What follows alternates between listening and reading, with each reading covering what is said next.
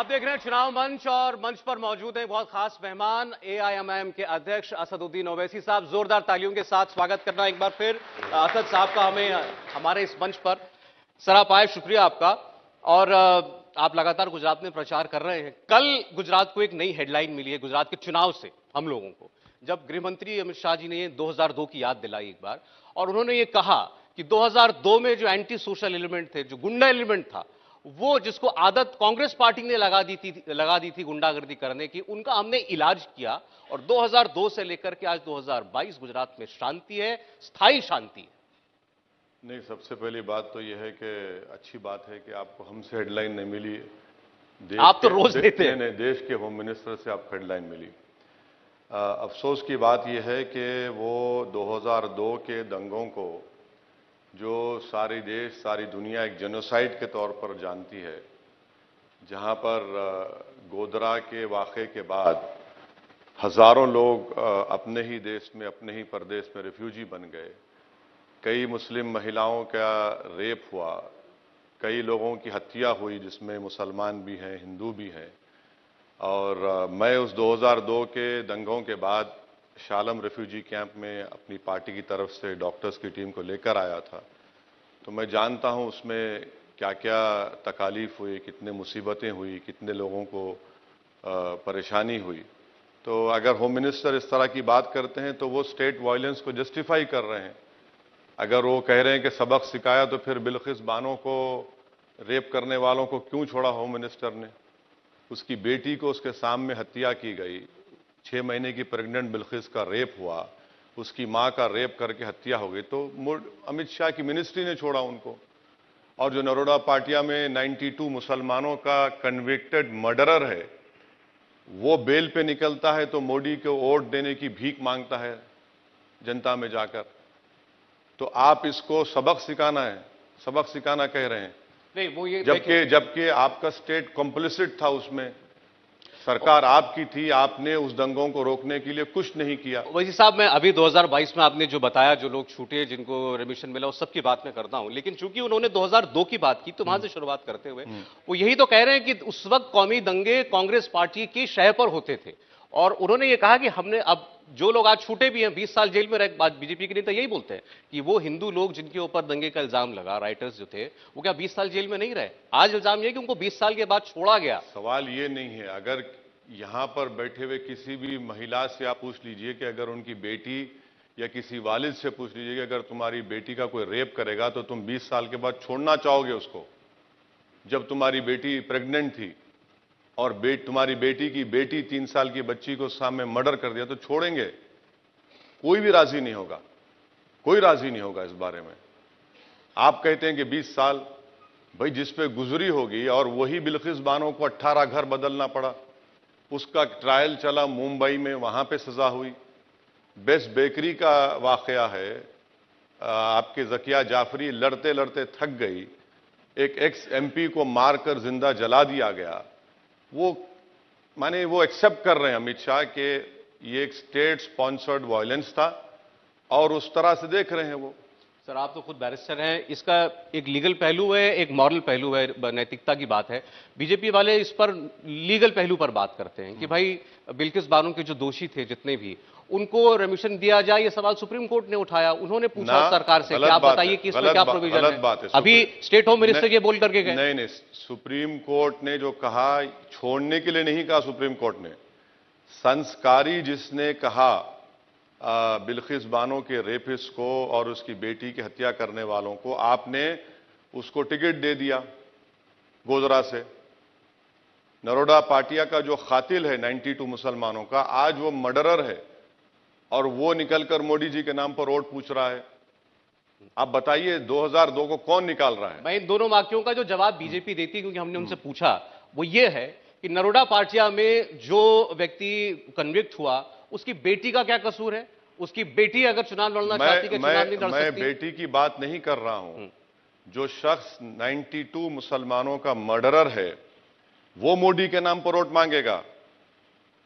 ये आपकी प्रोबिटी है पॉलिटिकल लाइफ में। यही बातें आपने बड़ी बड़ी की थी यूपी में माफिया के बारे में। आज वो शख्स जो मर्डरर है, लाइफ है, बेल पर निकल कर आया है, आज वो मोदी जी के नाम पर वोट मांग रहा है। ये सच्चाई है, मीडिया ने दिखाया। मैं उनकी बेटी की बात नहीं कर रहा हूं, मैं उस कातिल की बात कर रहा हूं जिसने 92 मुसलमानों का कत्ल किया। तो फिर वही बार बार इस रिपीट करने वाली बात हो जाएगी। वो कहते हैं भाई उसको जो सजा मिली, सजा भुगत के बाहर आ गया।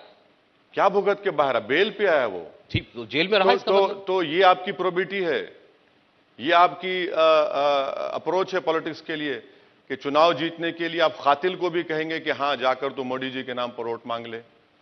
अच्छा ठीक है, फिर इसमें अब चूंकि आपने गोधरा का जिक्र किया, गोधरा में जिस व्यक्ति ने ये कहा, और वो कई बार के वहां के विधायक हैं, कि ये जिन लोगों को छोड़ा गया 15 अगस्त के दिन, सुनिए, हाँ मैं वही बता रहा हूं, कांग्रेस से जीते थे, हाँ, भाजपा में चले गए, उसके बाद रिव्यू कमेटी का मेंबर बना दिया गया, उनको उन्होंने कह दिया कि संस्कारी लोग हैं। अच्छा, वो संस्कारी कहां थे? वो पेरोल पर निकल कर भी 2 महिलाओं के मोलेस्टेशन केस उन पर पड़ गया, उसके बावजूद भी आपने उनको छोड़ दिया। तो बिल्किस बानो का मुद्दा मुसलमानों का मुद्दा नहीं है। ये जो बीजेपी कहती है कि बेटी पढ़ाओ बेटी बचाओ, आप कहां बचा रहे हैं महिलाओं को? पहली बात, आपने खुद बता दिया कि वो पहले कांग्रेस में भी रह चुके हैं, अब वो बीजेपी के टिकट पर चुनाव लड़ रहे हैं। अब आपकी एंट्री जब होती है चुनावों के अंदर, तो आप पर इल्जाम यही लगता है कि आप जहां जाएंगे वहां आप बीजेपी का एंटी वोट काटेंगे, बीजेपी को फायदा पहुंचाएंगे। मैं उन्हीं सीके राहुल जी की बात करता हूं, गोधरा वाले की। 2017 में 250 वोट से चुनाव जीते थे, बिल्कुल, और आज लग रहा है कि उनका चुनाव आसान हो जाएगा। आप जाएंगे, जो मुस्लिम समुदाय का वोट जो था कांग्रेस पार्टी को पड़ता था, वो आपको पड़ेगा, बटेगा, हो सकता है उनकी राह आसान हो जाए। देखिए, हमने गोधरा में हमारे म्युनिसिपल कॉर्पोरेटर्स जीते और कई महीनों तक हमारा डिप्टी मेयर था वहां पर। और दूसरी बात यह है कि हम वेट करते रहे, हमको वहां के जिम्मेदारों ने कहा कि ओवैसी साहब कैंडिडेट मत दीजिए, हम कांग्रेस से मुसलमान का टिकट ला रहे हैं, जो नॉन पॉलिटिकल बड़े बड़े लोग थे, हम रुके। उसके बाद जब कांग्रेस ने किसी अल्पसंख्यक समाज के मुसलमान को नहीं दिया, मैंने कह दिया था कि नहीं देगी कांग्रेस, क्योंकि कांग्रेस, बीजेपी और वो छोटा रिचार्ज की जो पार्टी है, वो सब के सब हिंदुत्व की आइडियोलॉजी पर चल रहे हैं। जब उन्होंने नहीं दिया, हमने दिया। अच्छा, अब गोधरा की आप बात कर रहे हैं, गोधरा, सर एक मिनट सुनिए, गोधरा रेलवे स्टेशन पर सुपरफास्ट ट्रेन कितने रुकती है देख लीजिए। गोधरा में एक रेलवे अंडरब्रिज बन चुका है, नहीं खोला जाता क्योंकि मुसलमानों को फायदा होगा। नल से जल की बात करते हैं मोदी जी, चलकर देखिए गोधरा में कितने मुस्लिम इलाकों में वाटर पाइपलाइन पहुंची है, और कब्रस्तान के अतराफ में रोड कभी बनने नहीं देते। आपने कह दिया इसलिए क्योंकि मुसलमानों से नफरत करती है बीजेपी। अभी आपने बोला आप इंतजार कर रहे थे, सर इस पर इंटरेस्टिंग आपने बात बोली कि आप इंतजार करते रहे कि कांग्रेस पार्टी मुस्लिम उम्मीदवार दे दे। मुझे कहा गया आपको? सुनिए, वहां के जो बड़े जिम्मेदार लोग थे, जिनकी हम बड़ी इज्जत करते हैं और करते रहेंगे, उन्होंने कहा कि रुकिए आप। मैंने कहा कांग्रेस नहीं देगी। बोले आप रुक जाइए ना, हमको हमारी बहस पूरी करने दीजिए। मुस्लिम कैंडिडेट नहीं देगी? नहीं देगी, बिल्कुल। अब हम दिए तो अब आप हिंदू कैंडिडेट उतार देते। देखिए, हिंदू कैंडिडेट हम दिए हैं ना, दिए हम हिंदू कैंडिडेट, दानी लिमड़ा से दिए हैं, वडगाम से दिए हैं। नहीं, मैं गोधरा की बात कर रहा हूं। आप इंतजार कर रहे थे कि कोई मुसलमान लड़ेगा अगर कांग्रेस से, तो हम कैंडिडेट नहीं देंगे। अच्छा, उन्होंने हिंदू कैंडिडेट दिया, आप भी हिंदू कैंडिडेट दे तो आप पूछ लेते मोदी जी से, अमित शाह जब आएंगे, आपने एक मुसलमान टिकट क्यों नहीं दिया? हम तो पूछते हर बार उनसे। अरे एक भी नहीं देते हैं। ये सबका साथ, सबका विकास, सबका विश्वास की बात जब करते हैं तो एक भी नहीं देते आप 182 में से। सद्भावना रैली मोदी जी ने 2012 में शुरू की थी, किसी ने टोपी पहनाया तो बोले नहीं नहीं, फिर उसके बाद पूरे साफ, किसी को भी टिकट नहीं मिला, नहीं मिला ना, आज भी नहीं मिला। तो इससे क्या मैसेजिंग कर रहे हैं आप? वो इसको लेकर डिफेंसिव नहीं होते उनकी पार्टी। नहीं, मैं भी डिफेंसिव नहीं हूं क्रिटिसाइज करने में, मैं भी डिफेंसिव नहीं हूं बिल्कुल। वो कहते हैं हम देखते हैं जो जीत सकता है उसको टिकट देते हैं। हाँ, तो जो जीत सकता का मतलब क्या है? उसका मतलब यह है कि सिर्फ हिंदू ही जीत सकता, मुसलमान नहीं जीत सकता क्या भाजपा के पास से? वही बोलना चाह रहे हैं ना वो। इसीलिए मैं कह रहा हूं कि मोदी जी ने जो 2014 से जो पॉलिटिकल लैंडस्केप पे जो फॉर्मूला पेश किया, उसको पूरा कांग्रेस और वो छोटा रिचार्ज पूरी तरह फॉलो कर रही है। और क्या है कि मुसलमान को इनविजिबल कर दो भारत की राजनीति से। आज आप देख लीजिए कौन बात करता है अल्पसंख्यक समाज की। भाजपा के पास लोकसभा में तो मुसलमान एमपी था ही नहीं, अब राज्यसभा में नहीं था तो आपने एक नॉमिनेट कर दिया जम्मू कश्मीर से एक साहब को। आप बताइए, मुस्लिम मिनिस्टर आपके पास नहीं है लोकसभा यूनियन कैबिनेट में, तो ये देश देख रहा है। और कोई बात नहीं करता मुसलमान की आपके अलावा, कांग्रेस भी नहीं करती। देखिए, कोई बात करे या ना करे, मैं ये कह रहा हूं कि गुजरात में आज जो सच्चर कमेटी की जब रिपोर्ट आई तो यही भाजपा की थी। देखो, सच्चर कमेटी कह रही कि 7% मुसलमानों का गवर्नमेंट एम्प्लॉयमेंट है, आज 1% है। कितने स्कूल्स, उर्दू मीडियम स्कूल्स या जहां पर मुस्लिम समाज के लोग रहते हैं, पूरे स्कूल्स को आपने बंद कर दिया। बल्कि स्कूल्स में तो 19,000 पोस्ट वैकेंट है टीचर्स की, आपने सिर्फ 1900 का आपने नोटिफिकेशन दिया, वो भी चुनाव के बाद। आप चलकर देखिए मेरे साथ, जो आदिवासी दलित मुस्लिम इलाके हैं, बल्कि बीजेपी ने तो एक बॉर्डर बना दिया है, एक लाइन बना दी है कि इस तरफ होगा तो पूरी हरियाली होगी, स्कूल होगा, डेवलपमेंट होगा, विकास होगा, पानी होगा, और जहां पर ये अल्पसंख्यक समाज के मुसलमान दलित रहते हैं वहां पर ना पीने की पानी की लाइन होगी। और डिस्टर्ब एरियाज एक्ट में अगर कोई मुसलमान घर खरीदना चाहे तो कलेक्टर परमिशन देता ही नहीं है। ये आपने जो बताया लकीर खींच दी है, ये आप जनरल बात कर रहे हैं या आप बता सकते हैं कहां कहां ऐसा मैं हुआ है? बता सकता हूं मैं आपको, चलिए मेरे साथ अभी चलते हैं वेजलपुर, नेशनल हाईवे 8, अभी चलते हैं, या शाम में, कल जब भी आप फ्री हो, मैं यही हूं, चल के आपको दिखाता हूं। मैं आपको बताऊंगा। देखिए, ये है बॉर्डर लाइन, आप फैसला कर लीजिए, अगर मैं झूठ हूं तो आप बोल दीजिए वो इसी ने झूठ कहा था। तो एक तरफ जहां मुस्लिम आबादी ज्यादा है वहां कोई डेवलपमेंट नहीं है, कोई नहीं, बिल्कुल नहीं है, बिल्कुल नहीं है, आप चलकर देख लीजिए। ये आपका ये सवाल आज बहुत से लोग आएंगे, उनसे हम जरूर पूछेंगे। वेजलपुर का नाम विधानसभा का नाम दे रहा हूं, जमालपुर दे रहा हूं, दरियापुर दे रहा हूं। ठीक है, लेकिन ओवैसी साहब ये बताइए कि गुजरात में आप चुनाव लड़ रहे हैं, आप कह रहे हैं कि कांग्रेस पार्टी का कोई मुस्तकबिल नहीं, कांग्रेस पार्टी को वोट देकर मुसलमान अपना वोट बर्बाद ना करे, तो मुझे बताएं तो फिर आप विकल्प हैं, आप क्या उनके लिए ऑप्शन है? आप 13 सीट पर चुनाव लड़ रहे हैं, तो आप बात करते हैं गुजरात के सारे मुसलमान की।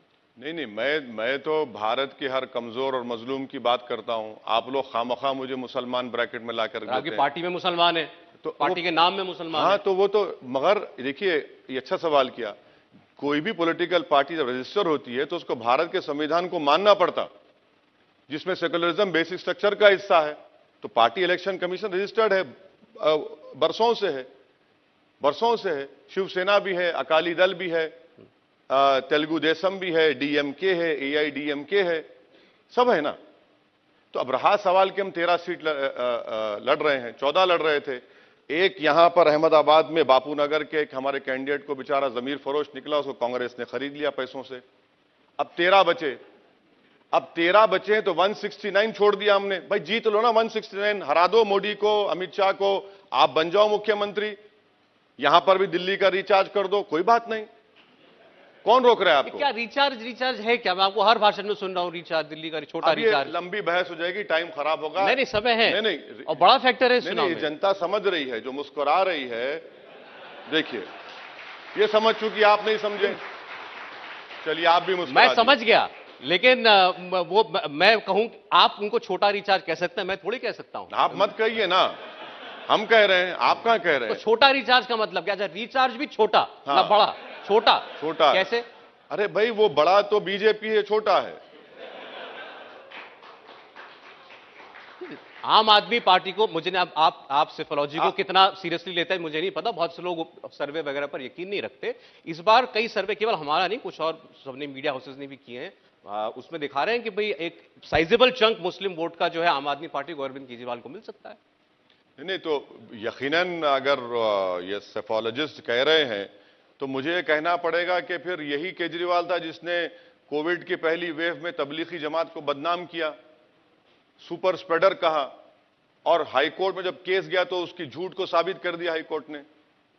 ये वही शख्स है जब इसके बिल्किस बानो से पूछा जाता तो मुंह नहीं खोलता, यूनिफॉर्म सिविल कोड की बात करते तो मुंह नहीं खोलता। और ये वही मुख्यमंत्री जब दिल्ली जल रहा था, गो उनके पास लॉ ऑर्डर नहीं है, मगर उनका काम था, एक मॉरल रिस्पॉन्सिबिलिटी थी, वो नहीं करते हैं, नहीं बोलते हैं उसके बारे में कुछ। मुसलमान दिल्ली के इलाकों में जाकर बोलते हैं भाजपा को हराना है, और नॉन मुस्लिम एरिया में जाके बोलते हैं कि मैंने आपके लिए क्लिनिक बना दिया। ये इनकी पॉलिसी है। ये नहीं, इन पर तो दिल्ली में बीजेपी ये इल्जाम ही लगाती है कि माइनॉरिटी अपीसमेंट करते हैं। कोई देखिए, ये जो दिल्ली के मुख्यमंत्री हैं, ये 2013 के नरेंद्र मोदी हैं अभी फिल वक्त, ये उन्हीं के नक्शे कदम पर चल रहे हैं। नहीं, इन्होंने ये तो टोपी खूब लगाते हैं, मोदी जी ने टोपी कभी नहीं लगाई। हाँ, नहीं, टोपी ये हम पे पहनाते हैं, मोदी जी पहनते नहीं है, ये टोपी पहना देते हैं हम पे। अच्छा, अभी आपकी लेटेस्ट स्पीच पे उस पर क्लैरिफिकेशन भी हमको मिल जाए कि ये कसाब का जिक्र कहां से आया। आपने बोला, फिर आपने ये भी बताया, वारिस पठानिया बैठे हैं, आपने इनका नाम लेके बोला, बताओ मुंबई में उसको दफनाने की जगह नहीं दी थी। देखिए, जो हम मांडवी गए थे तो वहां पर भाजपा के कैंडिडेट ने, उन्होंने शुरू किया ये अजमल कसब माने इन्वेंडो यूज कर रहे थे मुसलमानों के खिलाफ। हमने उनको ये समझाया, उनको क्लैरिफिकेशन नहीं दिया बल्कि उनको समझाया, उनको ज्ञान दिया कि जब अजमल कसब को पकड़ा गया, उसको हमारे देश के कानून के लिहाज से फांसी की सजा दी गई, जब उसको दफनाने की बात आई तो मुंबई के जितने मुस्लिम खबरस्तान थे उन्होंने कहा कि हम इस आतंकवादी गद्दार देश दुश्मन को दफनाने हमारी मुबारक सरजमीन में नहीं देंगे। यह मुसलमानों का रवैया था। और भाजपा के जो अभी फिलवक्त के कैंडिडेट वहां पर हैं, बोले जा रहे हैं। अरे आप आज के दिन बोलते 26/11 समझ में आता, वो तो बोले जा रहे हैं अजमल कसब का जिक्र वो लेकर आए, हम नहीं लेकर आए। तो हम उनको बताना चाह रहे थे, अजमल कसब देश का दुश्मन था, आतंकवादी था जो पाकिस्तान से आया और हाफिज सईद के बोलने पर इस देश में आकर देश की जनता को उसने यहां पर खून की होली खेली। मगर ये बोलते हैं, हम नहीं बोल रहे हैं। ठीक, एक सवाल हमारे मैनेजिंग एडिटर पीयूष पूछना चाह रहे हैं आपसे। मैं नहीं कर रहा हूं रिचार्ज उसको।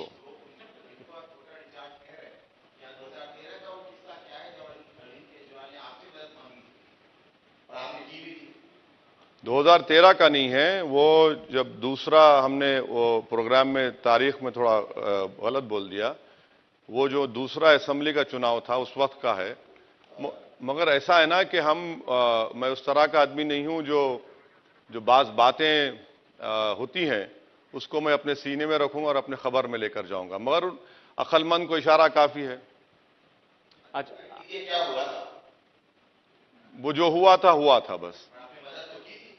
अब मदद की थी नहीं की थी वो अलग बात है, उनको मालूम कौन आए थे, कौन क्या बात किए थे, वो छोड़ दीजिए, हो गया वो। अच्छा, पीयूष का सवाल शायद पहले क्योंकि माइक ऑफ था, तो मैं सवाल आपका जो था वो आपने पूछा, व्यूअर्स के लिए पूछ लेता हूं। 2013 या उससे पहले की बात तो आपसे मैं व्यूअर्स को बोल दिया ना भैया, फिर आप रिपीट करना। नहीं, उनका सवाल नहीं आया, माइक ऑफ था उसमें। हाँ, सवाल अच्छा कि आपने मदद की थी कभी अरविंद केजरीवाल की, जो आज छोटा रिचार्ज, वो मदद आज वो प्रीपेड है, पहले पोस्टपेड थे। नहीं, वो आप कार्ड की नहीं बात कर रहा हूं मैं, आप तो सिम कार्ड की बात कर रहे हैं। भाई छोटा रिचार्ज दूसरा भी तो हो सकता है। अच्छा ठीक, आपको मैंने सुना, आपने कहा कि मैं स्पीच दूंगा, मेरी स्पीच जो है अब ये सब सुनेंगे और फिर बोलेंगे मुझे भड़काऊ भाईजान। तो कौन बोलता है आपको भड़काऊ भाईजान? आप लोग ही बोलते हैं, आपकी बिरादरी। आप भड़काऊ बातें करते हैं? नहीं, कहां करते हैं हम, कहां करते हैं हम। तो आपको मेरी बात पसंद नहीं आती, वो आपका राइट है, मगर जो हमारे जो पॉलिटिकल ओपोनेंट्स हैं उनको बड़ा मजा आता है, हमको भड़काओ भाषण दे दिए, फुला दे दिए, और इस तरह से एक नफरत पैदा करने की कोशिश करते हैं। अच्छा, बीजेपी का जो कैंपेन यहां चल रहा है उसमें बहुत सारी बातें हो रही हैं जिन पर आप रिएक्ट भी कर रहे हैं। जैसे हेमंत बिस्व शर्मा आते हैं तो वो यूसीसी की बात करते हैं, वो लव जिहाद की बात करते हैं, वो दिल्ली तक जाते हैं। आफ्ताब और श्रद्धा का जो कत्ल किया आरोपी है आफ्ताब, उसका जिक्र भी करते हैं। तो आपने उसमें कहा कि इसमें मजहब क्यों ढूंढा जा रहा है। बिल्कुल। और उसको केवल उन्होंने नहीं, उनकी पार्टी के टॉप लीडर्स ने भी डिफेंड किया कि भाई लव जिहाद के खिलाफ तो सख्त कानून देश में बनना ही चाहिए।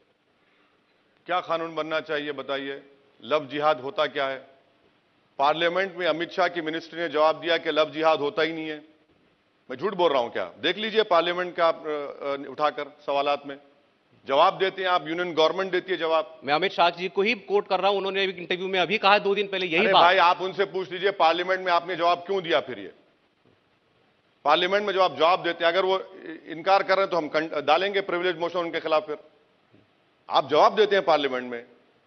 और एक बात सुनिए, इस्लाम में आप किसी गैर महिला को हाथ लगाना दूर के बाद आप 3 मर्तबा देख नहीं सकते उसको, और शादी के बाद ही आप उसको हाथ लगा सकते हैं, वो आपको हाथ लगा सकती है।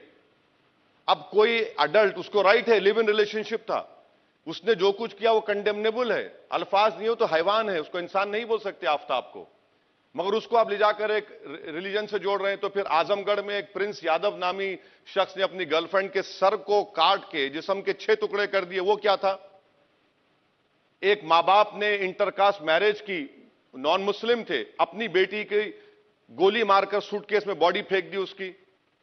उत्तर प्रदेश में एक नॉन मुस्लिम साहब ने अपनी बीवी को कत्ल इसलिए कर दिया क्योंकि उनके पैर की मसाज नहीं करती थी। एक साहब ने अपनी गर्लफ्रेंड को इसलिए मार दिया क्योंकि उसने सेलफोन और टीवी का डिमांड करती थी। इस देश में महिलाओं पर जुल्म होता है और वो इसलिए होता है क्योंकि मर्द हजरात के दिमागों में एक बीमारी करने की, उस बीमारी का इलाज करना है। अगर भाजपा इस तरह की जबान में बात है तो वो उन पीड़ित महिलाओं की बेइज्जती कर रही है। आप इसको मजहब का चश्मा लगाकर आप जो महिला पर जुल्म हो रहा है उसको आप तो जनरलाइज कर दे रहे हैं। नहीं, जनरलाइज उन्होंने उनके बयान में उन्होंने उसको बताया कि मैं ये इसलिए कह रहा हूं, अब ये जानकारी उनके पास कहां से है मैं नहीं जानता। उन्होंने कहा कि आफताब जो है इसकी ये दोस्ती केवल हिंदू लड़कियों से करता था और इसने पुलिस को ये बताया कि हिंदू लड़कियां इसलिए क्योंकि वो इमोशनल होती हैं। ये हेमंत विश्व शर्मा को मैं कोट कर रहा हूं, वो कैरेक्टर डिफाइन कर रहे हैं आफताब का। अब देखिए, आप इस तरह अगर कह रहे हैं तो फिर मुख्तार अब्बास नकवी, शाहनवाज हुसैन से क्या कहेंगे? क्या कहेंगे उनसे? आप बताइए। आपको अच्छा नहीं लग रहा होगा, सुनने वालों को भी अच्छा नहीं लग रहा होगा। वो क्या करेंगे, क्या बोलेंगे उनको आप? इसमें कहां से मुसलमान और कहां से इमोशनल आ जाता है?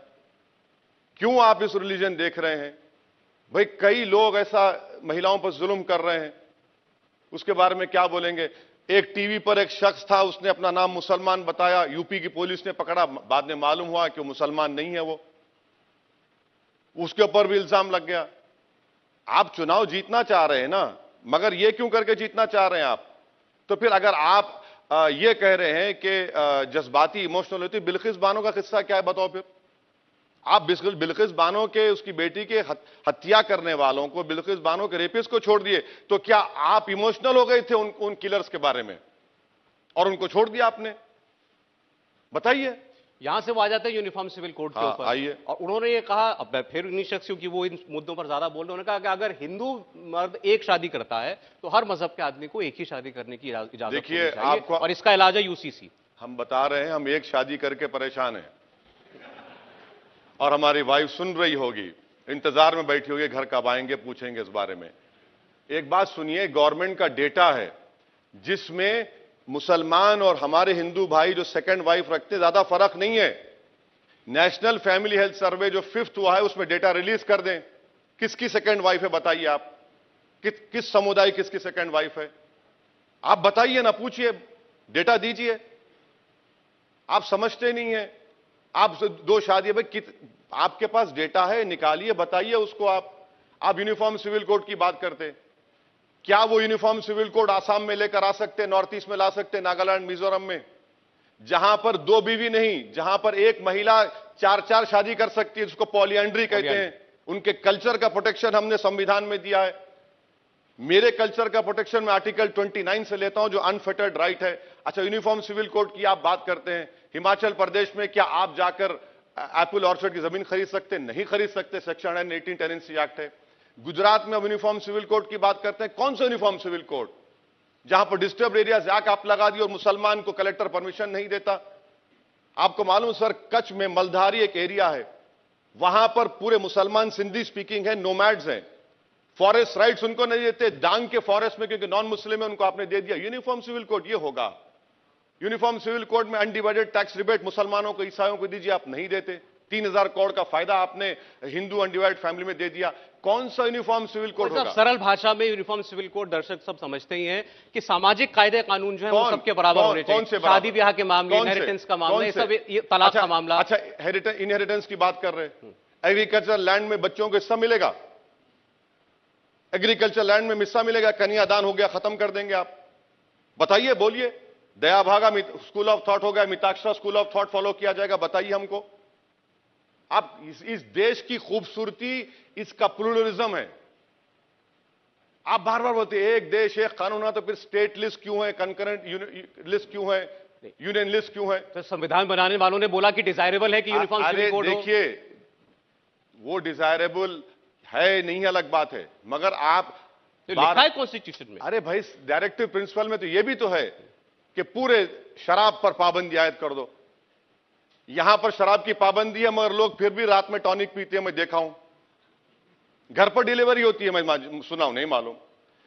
एक काम करिए अमित शाह और नरेंद्र मोदी जी, पूरे देश को बोल दीजिए कि महिलाओं के लिए फ्राइडे नाइट और सैटरडे नाइट कहीं पर शराब नहीं मिलेगी, क्योंकि डायरेक्टर प्रिंसिपल में कहा गया रोड पर निकल कर आ जाएगी जनता, मुर्दाबाद के नारे लगाएगी। डायरेक्टर प्रिंसिपल में है कि पूरी देश की दौलत इक्वली डिस्ट्रीब्यूट होनी चाहिए। आप नहीं कर रहे हैं। 50% देश की दौलत 7 लोगों के पास है। कौन से डायरेक्टर प्रिंसिपल की आप बात कर रहे हैं, बताइए हमको। लेकिन शुरुआत तो हो गई।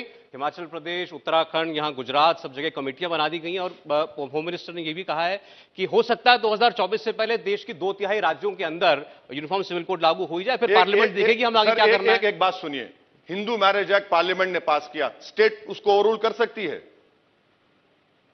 और आप बार बार यूनिफॉर्म सिविल कोड बोलते हैं। जिसको रिलीजन का लॉ पसंद नहीं है, जुवेनाइल जस्टिस एक्ट है, इंडियन सक्सेशन एक्ट है, स्पेशल मैरिज एक्ट है, इस्तेमाल करिए ना आप। अच्छा, स्पेशल मैरिज एक्ट में सेक्शन 21 में जो मैरिज और इनहेरिटेंस का मसला आपने मुसलमानों को हटा दिया उससे। स्पेशल मैरिज एक्ट में सेक्शन 2 है, आपने आदिवासियों को हटा दिया। मैं आपको बता रहा, अच्छा ये बोलते ना कि जेंडर जस्टिस के लिए, सर 90 लाख भारत में बेटियां फीमेल इन्फेंटिसाइड की वजह से गायब हो चुकी है, मिसिंग। कौन जिम्मेदारी लेगा उसमें? 90 में 82% उसमें नॉन मुस्लिम फीमेल इन्फेंटिसाइड हुआ है।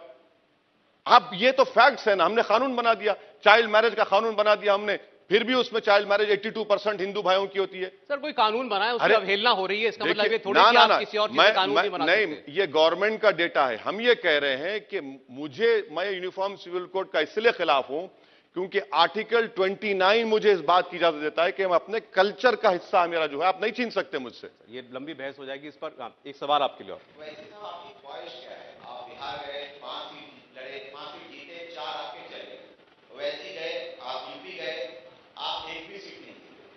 अभी तक ये मुसलमानों को ये समझ नहीं आ रहा है कि ओवैसी साहब बोलते तो अच्छा है, सुनने आते हैं, वोट देंगे, ओवैसी साहब जीतेंगे, वोट बर्बाद हो जाएगा। अब बनना क्या चाहते हैं? प्रधानमंत्री बनना चाहते हैं, मुख्यमंत्री बनना चाहते हैं, मंत्री बनना चाहते हैं, एमएलए बनाना चाहते हैं, एमपी बने रहना चाहते हैं? नहीं, ये प्रधानमंत्री, मुख्यमंत्री, संतरी बनना मेरी ख्वाहिश नहीं है। जिनकी ख्वाहिश है वो पूरी करे। मेरा मकसद ये है कि भारत की जो डेमोक्रेसी है वो पार्टिसिपेटिव फॉर्म ऑफ डेमोक्रेसी है, शराकतदारी की जमहूरियत। इस पार्टिसिपेटिव फॉर्म ऑफ डेमोक्रेसी में कहां पर अल्पसंख्यक समाज मुसलमान आपको नजर आता है? नंबर 1। दूसरी बात यह है कि हम चुनाव लड़ते हैं, 400 सीट पर बसपा और कांग्रेस लड़ी, उसके ऊपर कोई नहीं बोलता। मध्य प्रदेश में, गुजरात में, कर्नाटक में कांग्रेस के एमएलए भाग जाते हैं चुनाव जीतने के बाद। बिहार में हमारी जो लड़ाई थी वो सीमांचल की लड़ाई, इंसाफ की लड़ाई थी, आज भी है, कल भी रहेगी। वो जो 4 विधायक भागे हैं उन्होंने सीमांचल की जनता से धोखा दिया। और देखना आप, जब 2025 में विधानसभा के चुनाव होंगे पूरे के पूरे हारेंगे और राजद भी हारेगी इंशाअल्लाह, क्योंकि उन्होंने काम किया है। तो हमारा लड़ रहे हैं। मेरा मकसद एक ही है कि भारत की राजनीति को और मजबूत किया जाए। और सिर्फ जज्बाती तकारीर से बिल्कुल सही नहीं होता, मगर हर समुदाय का रिप्रेजेंटेशन मिलना चाहिए। वो नहीं मिल रहा है मुसलमानों को, बिल्कुल नहीं है। आप देख लीजिए भारत की पार्लियामेंट, कितने मुसलमान जीतते हैं। बीजेपी तो खैर हाथ मिलाने तैयार नहीं है। कांग्रेस मुसलमानों के हाथ को खाली रखना चाहती है और छोटा रिचार्ज मुसलमानों के हाथ में झाड़ू देना चाहती है। तो चुनता नहीं, जिनको चुनता है वो आपको धोखा दे देते हैं। वो छोड़ दीजिए, जो जमीर फरोश है वो तो धोखा देते रहेंगे। अब कांग्रेस के भी छोड़ के भाग गए, यहां से भी भाग गए। मगर हम ये कोशिश कर रहे हैं कि रिप्रेजेंटेशन हो, हर विधानसभा में रिप्रेजेंटेशन हो। और मेरा मानना है कि देखिए ये सफर आसान नहीं है। हमारी पार्टी की हिस्ट्री, आप हैदराबाद देखेंगे, तेलंगाना, आंध्रा देखेंगे तो टाइम ही लगता है। हमको इस कठिन राहों से गुजरना है, इस धोखेबाजी का, इन तकालीफ का सामना करना पड़ेगा। मगर हम अपने राह पे चलेंगे, अपनी मंजिल को पाएंगे इंशाल्लाह। आपने एक दिन पहले बड़ा इमोशनल भाषण दिया जब आपने कब्रिस्तान की बात की। आपने कहा ना कि कब्रिस्तान तक साथ रहूंगा, तो उसके कब्रिस्तान तक आपके साथ रहूंगा। हाँ, कब्रिस्तान आपके कंधों पर जाऊं, क्या कहना चाह रहे थे आप? तो भाई जब तक जिंदा रहूंगा, जनता के दरमियान में रहूंगा, लड़ूंगा। और जब इस दुनिया से जाने का टाइम आ गया तो उन्हीं के कंधों पर कब्रिस्तान जाएंगे। और क्या है, जाना तो सबको है दुनिया से, कोई ज्यादा रहने वाला नहीं है, ना आप रहेंगे ना मैं रहूंगा। हर एक का कभी शायद मेरा जल्दी आपका बाद में है, मगर जाना तो है। उसका मकसद वही है कि मेरा कमिटमेंट इस जनता से है, जब तक जिंदा रहूंगा मैं लड़ता रहूंगा। इतनी मेहनत के बाद भी आप हैदराबाद, महाराष्ट्र की एक सीट, इसके बाद 2 MP, अभी तक इतना ही तक तो पहुंच पाए हैं तो आप। महाराष्ट्र में 2 MLA हैं, महाराष्ट्र में 2 MLA हैं। कितने दिन रहेंगे? अरे अभी तक तो है। बिहार में 4 थे, चले गए। नहीं, देखिए, कम से कम उनको क्रेडिट दीजिए कि शिवसेना की तरह कूद कर नहीं गए शिंदे में। इतना तो क्रेडिट दीजिए हमारे दोनों मुफ्ती इस्माइल साहब को और फारूक शाह को, क्यों टिके हुए हैं। जिसको आपने ईमान फरोश कहा अपने कैंडिडेट को जो उतारा था, 14 थे 13 रह गए, उसने आपको फिर वही बी टीम बता दिया, बोले ये तो बीजेपी के लिए बैटिंग करते हैं। अच्छा, अच्छी बात यह है कि उसके लिए हम जाके जनसभा किए। 12,000 जनता थी बापूनगर में, और वहां पर कांग्रेस का कैंडिडेट मुझे बताया गया 6,000 वोट से हार गया था। उसको हमने जनता को पूछा कि इनको हम फूल का हार पिना दें या आपके नए विधायक बने, बोले पिनाइए। हमने पिना दिया। अब उसके 2 दिन के बाद मोहतरम बिक जाते हैं तो मैं क्या करूं। मगर कांग्रेस पार्टी, देखिए, महाराष्ट्र में अगर इनके विधायक चले जाते हैं, मध्य प्रदेश में, गुजरात चले जाते, तो बोलते हैं कि पॉलिटिकल टेररिज्म भाजपा कर रही है। आप क्या कर रहे हैं? माने आप करेंगे तो सब अच्छा है। वो भारत जोड़ रहे हैं? भारत जोड़ रहे हैं। वो राजस्थान में तोड़ रहे हैं, राजस्थान में तोड़ रहे हैं। जादूगर पायलट के खिलाफ हो गया है। अब मैं क्या करूं उसका, मैं जिम्मेदार हूं उसका, बताइए। अब बेचारे पायलट ऑटो पायलट पर हैं या किस पे, मुझे नहीं मालूम। कहां आप चल रहे हैं? अरे भाई, जंग गुजरात में हो रही है, आप सरहद से निकल गए। वो कह रहे हैं कि भाई ये चुनाव की बात नहीं है, हम तो पूरे देश में मैसेज देने के लिए निकले हुए हैं, हम कन्याकुमारी से कश्मीर जा रहे हैं। हाँ, जाइए, पैदल जाइए, रोड पे चलते रहिए, कोई बात नहीं, अच्छा है। अरे उनको आपने एक बार आपने ये भी कहा, एक बड़ा बाबा एक छोटा बाबा। हाँ, बड़ा बाबा है वो, छोटे बाबा है, सब बाबा बनने जा रहे हैं ना। सब वही तो ड्रामा हो रहा है। लेकिन एक चीज जो हुई, जो इससे पहले आपकी पब्लिक मीटिंग्स में कभी नहीं देखने को मिलती थी, गुजरात में आपकी मीटिंग के अंदर आपके सामने काला झंडा दिखाया गया, मोदी मोदी के नारे लगे। आप मानते हैं कि वो जेन्युइन था या स्पॉन्सर्ड था? ये असदुद्दीन ओवैसी का बड़ा दिल है।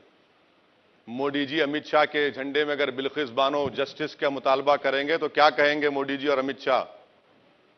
और सिर्फ 4 लोग थे, 10,000 का मजमा था, और हमने कहा कि कोई पत्थर से ना मारो मेरे दीवाने को। कोई बात नहीं, आपको राइट है, आप कह रहे हैं। क्योंकि हमने बिल्किस बानो का जिक्र किया तो उनको लगा कि भाई ये तो हमारे दुखती रग पर हाथ रख दिया। कोई बात नहीं, करिए, आप काली झंडियां लहराइए, गोली तो चला चुके हैं, कुछ भी करिए, मगर हम इस रास्ते से नहीं हटने वाले, अपनी लड़ाई लड़ते रहेंगे। अब गोली तो चली थी, उसके बाद आपकी ट्रेन पर पत्थर फेंका गया, ऐसा आपने बोला। अब वो उसके बारे में फिर वो कहते हैं कि ओवैसी साहब जो हैं ड्रामेटिक बातें करते हैं। छोड़ दीजिए ना, 150 की रफ्तार पे ट्रेन चल रही, कौन पत्थर मार देगा, और देख करके कि ओवैसी की कांच पे लगना चाहिए। ठीक है, नेक्स्ट टाइम देखकर मारिए, हम बता देते हैं कौन सी सीट पर बैठे हैं। वो बोलते हैं आपकी सीट पे लगा ही नहीं था। हाँ, नहीं लगा, बाजू की सीट पर लगा। और यह कह दिया गया कि बाजू से ट्रेन गई तो पत्थर उछल कर लग गया। लॉ ऑफ ग्रेविटी, माशाल्लाह, देख लीजिए आप। मैं बड़े विज्ञान लोग हैं ये, मैं तारीफ करता हूं इनकी। नहीं तो गुजरात में भी कोई आपको निशाना बनाना चाहता है, मतलब? अरे हम तो हर एक के निशाने पर हैं। मैं तो कहा हूं ना, मैं तो सबकी लैला हूं। मजनू कौन है? मजनू कौन है? बहुत हैं, बहुत हैं। एक आपका दिल किस पर आया? हाँ? आपका दिल किस पर आया? अभी ज्यादा ओपन मत करिए, घर वापस जाना है। खरीद दीजिए, चुनाव है। उसी पर रुक जाइए, दिल एक ही पर आता है। अच्छा, आप ये मानते हैं कि गुजरात में एक सेक्शन है मुस्लिम वोटर्स का जो बीजेपी को भी वोट देता है, नरेंद्र मोदी को पसंद करता है? देखिए, 2014 में, 2019 में CSDS का डेटा ये कहता है कि 6% मुसलमानों का वोट 2014 में मोदी जी को मिला, 2019 में मिला। 31% हिंदू वोट 2014 में मिला, और 2019 आते आते 37% हो गया। तो हम यही तो बताना चाह रहे हैं कि लोग जो हमको गाली देते हैं, भैया डेटा पढ़ो, अगर तुमको पढ़ना नहीं आता तो जिसको समझे उससे पढ़वा लो और समझो, वो देखो आप। नहीं, उसी CSDS लोक नीति का डेटा ये भी कहता है कि 2012 में गुजरात के चुनाव में 20% मुस्लिम वोट मिला था नरेंद्र मोदी को। नहीं, 20% का मैं नहीं पढ़ा हूं, 6% का जरूर पढ़ा हूं। मगर अगर वोट मिल भी रहा है तो ये कौन सा इंसाफ आप गुजरात की मुसलमानों से कर रहे हैं कि 1984 से एक लास्ट मुसलमान MP बना था? ये कौन सा इंसाफ आप कर रहे हैं कि उनके इलाकों को डेवलप नहीं करते आप? ये कौन सा इंसाफ आप कर रहे हैं कि मुस्लिम बाहुल इलाकों में आपने स्कूलों को बंद कर दिया। आपका कानून है कि 100 बच्चे हैं तो बंद नहीं होना चाहिए, मर्ज नहीं होना चाहिए, आपने मर्ज कर दिया। रखियाल की मिसाल दे रहा हूं मैं आपको, एग्जाम्पल दे रहा हूं रखियाल एरिया की।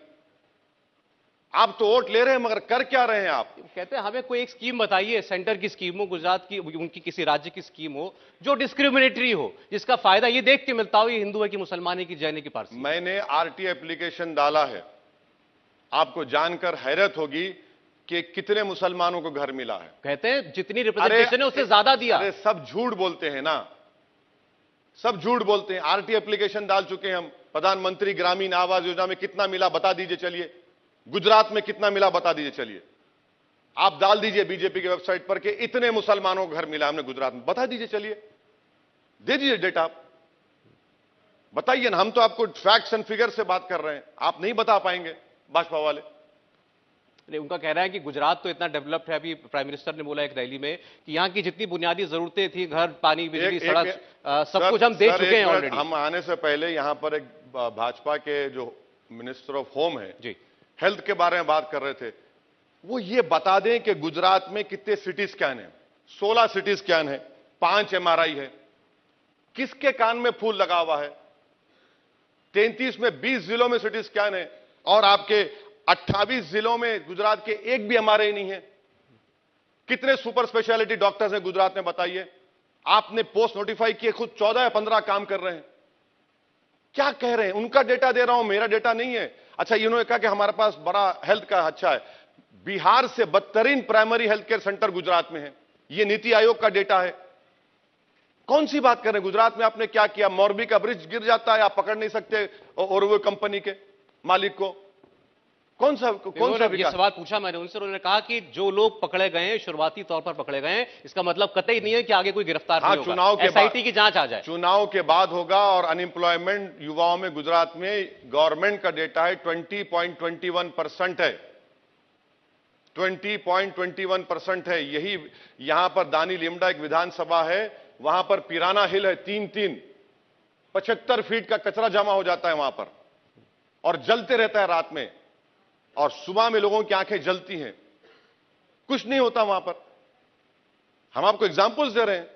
अच्छा, इतना और बता दें आप, आपसे आपका समय हमने काफी लिया।